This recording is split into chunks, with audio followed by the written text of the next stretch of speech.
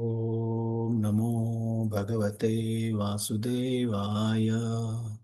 Om Namo Bhagavate Vasudevaya. Om Namo Bhagavate Vasudevaya. Narayanam Namaskrityam Naram Chaiva Narottamam Devim Saraswatim Vyasam Tato Jayamudirahe Nashtaprayeshu Abhadreshu Nityam Bhagavata Sevaya Bhagavati Ruttama Shloke Bhaktir Bhavati Neshtaki Krishnaya Vasudevaya Devaki Nandanaya Cha Nanda Gopakumaraya Govindaya Namo Namah Om Ajnanatimirandasya ज्ञानाञ्जनशलाकया चक्षुरुन्मिलितं येन तस्मै श्रीगुरवे नमः श्रीचैतन्यमनोभीष्टं स्थापितं येन भूतले स्वयं रूपा कदा मह्यं ददाति स्वपदान्तिकं वन्देऽहं श्रीगुरो श्रीयुतपदकमलं श्रीगुरून् वैष्णवांश्च श्रीरूपं साग्रजातां सहगणा रघुनाथान्वितं तं सजीवम् साद्वैतं सावधूतं परिजनासहितं कृष्णचैतन्यदेवं Shri Radha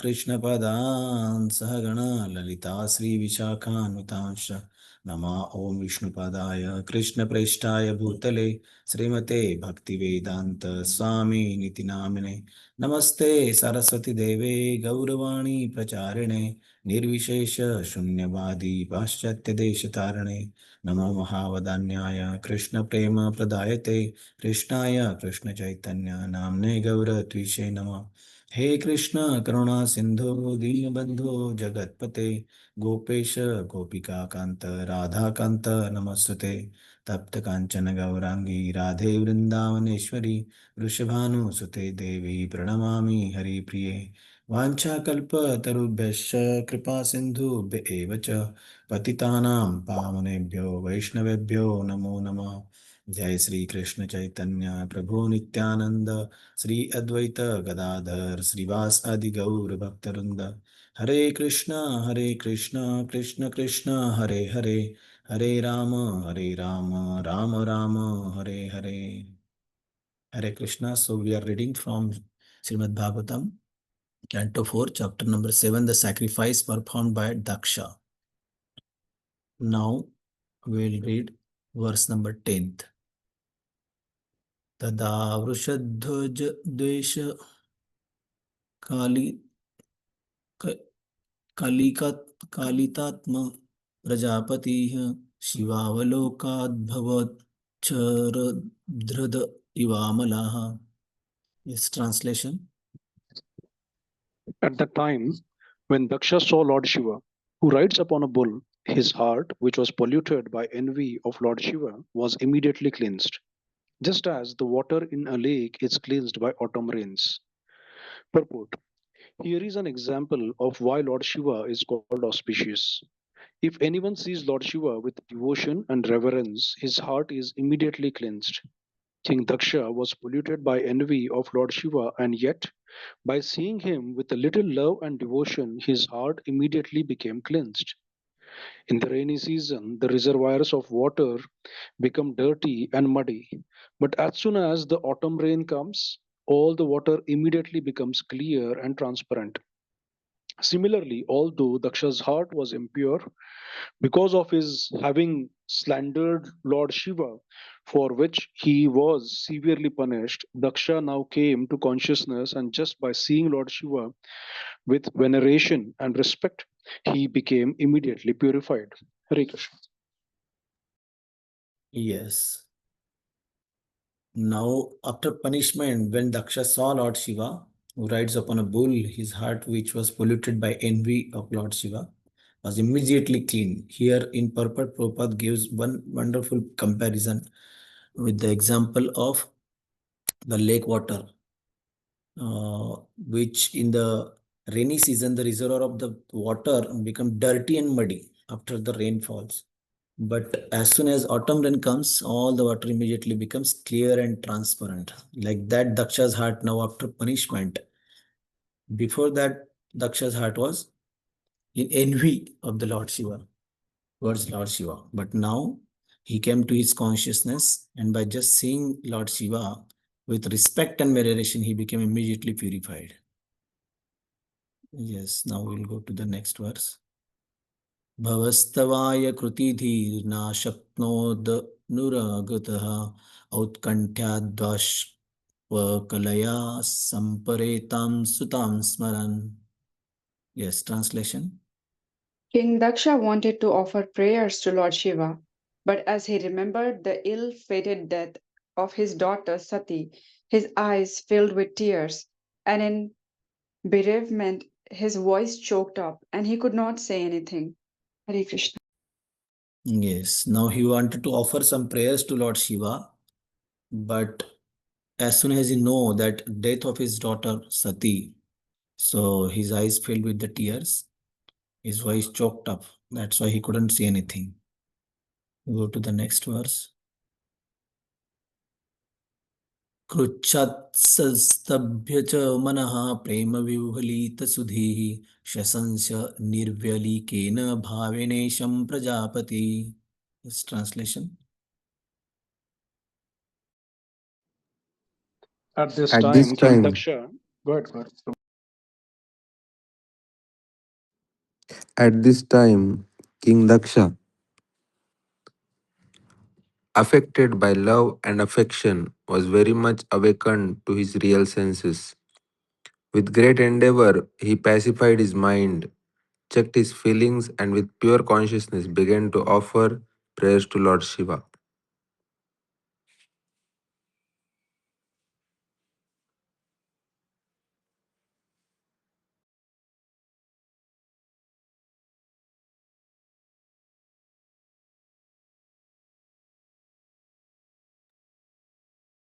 Yes, with love and affection, he came to his senses, and now, with the great endeavor, pacifying his mind, he started offering prayers to Lord Shiva. The next verse. Daksha uvacha bhuyanunag भूयानुनग भूयानुनग्रह अहो भवता कृतो मे दण्डस्त्वया मयि भृतो यदपि प्रलब्धः न ब्रह्म बन्धुषु च वां भगवन् नवज्ञा तुभ्यं हरेश्च उत एव धृतव्रतेषु. Yes, translation. King Daksha said, My dear Lord Shiva, I committed a great offense against you, but you are so kind that instead of withdrawing withdrawing your mercy, you have done me a great favor by punishing me. You are Lord Vishnu, never neglect even useless. Unqualified Brahmanas, why they should you neglect me? Who am engaged in performing sacrifice purpose. Although Daksha felt defeated, he knew that his punishment was simply the great mercy of the Lord Shiva. He remembered that Lord Shiva and Lord Vishnu are never neglect of the Brahmanas, even though the Brahmanas are sometimes unqualified. According to Vedic civilization, a descendant of a Brahmana's family should never be heavily punished. This was exemplified in Arjuna's treatment of Ashwatthama. Ashwatthama was the son of a great Brahmana Dronacharya, and in spite of his having committed the great offense of killing all the sleeping sons of the Pandavas, for which he was condemned when by Lord Krishna, Arjuna excused him by not killing him because he happened to be the son of Brahmanas. The word Bandasu Brahma Bandhasu used here is a significant. Brahma Bandhasu means a person who born of a Brahmana's father but whose activities are not up to the standard of the Brahmanas. Such a person is not Brahman but Brahma Bandhu. Daksha provided him to be a Brahma Bandhu. He was born of a great Brahmana's father, Lord Brahma, but his treatment of Lord Shiva was not exactly Brahminical. Therefore, he admitted that he was not a perfect Brahmana. Lord Shiva and Lord Vishnu, however, are affectionate even as an imperfect Brahmanas. Lord Shiva punished Daksha not as one does his enemy. Rather, he punished Daksha just to bring him to his senses, so that he would know that he had done wrong. Daksha could understand this and acknowledge the great mercy of the Lord Krishna and Lord Shiva towards the fallen Brahmanas, including even himself, although he was fallen. His vow was to execute the sacrifice as is the duty of Brahmanas, and thus he began his prayers to Lord Shiva. Hare Krishna. Yes. So now Daksha started praying to Lord Shiva and he is glorifying Lord Shiva that even he has committed so much great offense that he has to punish to the death. But Lord Shiva favored him, and after punishment even he gave him the life. So he was praying, and in the purport, Srila Prabhupada is mentioning that uh, like Brahma Bandhu means Brahma Bandhu means the one who has born of a Brahmana father. So here one example has given, that is Ashwathama. Ashwathama was a Brahma Bandhu, but his activities were not about Brahmana like Brahmanas, because he has committed the great offense of killing all the sons of Pandavas in the night time. So even he has committed so much great offense, still Arjuna forgave him and gave him. Even Lord Krishna wanted to punish him, but Arjuna not gave him that punishment, uh, and he not take his life, because he was also born of the Brahmana father, Dronacharya. Like that, here Daksha also born from Lord Brahma. He was a Brahma Bandhu, but his activities were not about not exactly like Brahminica. So he has admitted that thing and prayed to Lord Shiva that he is more merciful upon him. Yes, so we will go to next verse.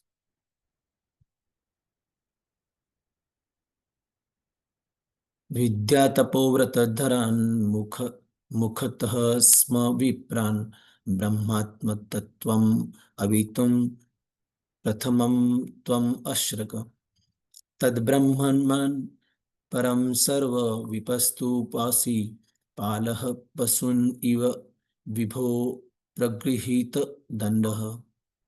Yes, translation. My dear great and powerful Lord Shiva, you were created first from the mouth of Lord Brahma in order to protect the Brahmanas in pursuing education, austerities, vows, and self realization. As protector of the Brahmanas, you always protect the regulative principles they follow. Just as a cowherd boy keeps a stick in his hand to give protection to the cows. Purport. The specific function of a human being in society, irrespective of his social status, is to practice control of the mind and senses by observing the regulative principles enjoined in the Vedic Shastras. Lord Shiva is called Pashupati because he protects the living entities in their developed consciousness so that they may follow the Vedic systems of Varna and Ashrama. The word Pashu refers to the animal as well as to the human entity. It is stated here that Lord Shiva is always interested in protecting the animals and the animalistic living entities who are not very advanced in the spiritual sense. It is also stated that the Brahmanas are produced from the mouth of the Supreme Lord. We should always remember that Lord Shiva is being addressed as the representative of the Supreme Lord Viṣṇu. In the Vedic literature, it is described that the Brahmanas are born from the mouth of the universal form of Viṣṇu. The Kshatriyas are born from his arms, the Vaishyas from his abdomen or waist, and the Shudras from his legs. In the formation of a body, the head is the principal factor. The Brahmanas are born from the mouth of the Supreme Personality of Godhead in order to accept charity, for worship of Viṣṇu, and to spread Vedic knowledge. Lord Shiva is known as Pashupati, the protector of the Brahmanas and other living entities. He protects them from the attacks of non-Brahmanas or uncultured persons who are against the self-realization process.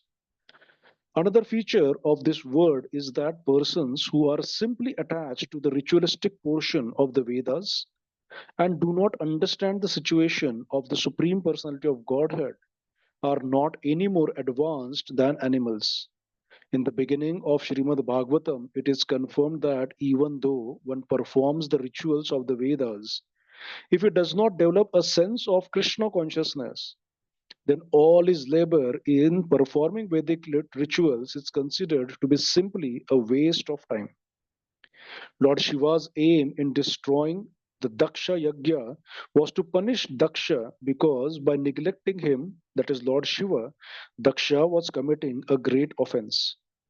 Lord Shiva's punishment was just like that of a cowherd boy who keeps a stick to frighten his animals.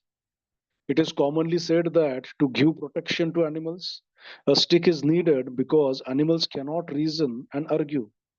Their reasoning and argument is argumentum ad baculum. Unless there is a rod, they do not obey. Force is required for the animalistic class of men, whereas because who are advanced are convinced by reasons, arguments, and spiritual authority. Persons who are simply attached to Vedic rituals without further advancement of devotional service or Krishna consciousness are almost like animals. And Lord Shiva is in charge of giving them protection and sometimes punishing them as he punished Daksha.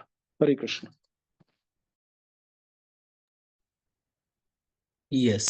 So we'll stop here and Prabhuji will continue tomorrow from this verse. So Granthara Śrīmad Bhāgavatam ki Jai, Jai Śrīla Prabhupada ki Jai. Thank you all of you. Thank you, Yeah. Prabhupada. Thank you, Prabhupada. Thank you, Prabhuji. Thank you, everyone. Thank you, Have a Prabhuji. good day. Prabhuji. Thank Everyone, you, Hare Prabhuji. Hare Hare Krishna. Krishna. Thank you, Prabhupada. Thank you, Prabhuji. Hare Krishna.